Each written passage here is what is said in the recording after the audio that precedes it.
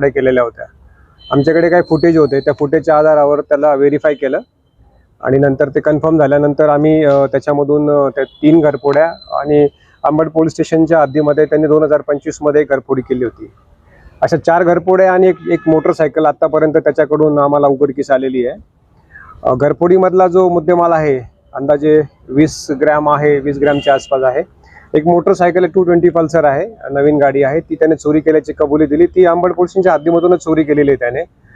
एक त्याच्यासोबत एक जो आरोपी होता हर्षद माळी, त्याचं वय 20 वर्ष आहे आणि तो राहणारा म्हाडा कॉलनी चुंचाळे शिवाराच्या हद्दीमध्ये राहणारा होता।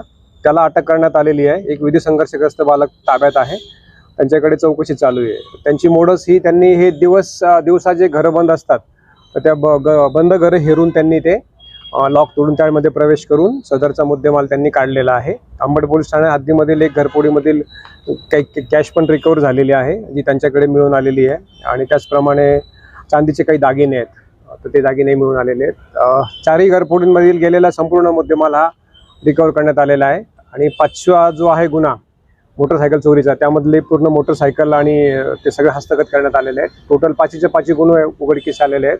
आमचे क्राईम पी आहेत दडविंकेरी साहेब आणि ॲडमिन पी आहेत वाघमोडे साहेब, त्यांच्या मार्गदर्शनाखाली API पडोळकर आणि त्यांच्या टीमने हे काम 2 दिवसामध्ये केलेलं आहे आणि सगळे त्यांनी जे प्रलंबित गुन्हे होते ते उघडकीस आणलेले आहेत। जे आरोपी पकडले सर त्यांची काय पार्श्वभूमी? त्यांची पार्श्वभूमी एक आहे, एकावर एक गुन्हा दाखल आहे, तो विधी संघर्षग्रस्त बालक आहे। त्याचं समुपदेशन करतोय आम्ही। त्याने यापूर्वी बऱ्याच ठिकाणी हातचालाकी केलेली आहे। तो 15-16 वर्षाचा मुलगा आहे। त्याचं आम्ही काउन्सिलिंग करून त्याला पूर्ववत त्याला मुख्य प्रवाहात आणण्याचा प्रयत्न करतोय आम्ही आणि जो हर्षद माळी याला आम्ही ताब्यात घेतलेला आहे। पुढील अधिक तपास करत आहोत, त्याच्यामध्ये अजून काही गुन्हे उघडकीस येण्याची शक्यता आहे। किती किमतीचा मुद्देमाल आहे संपूर्ण?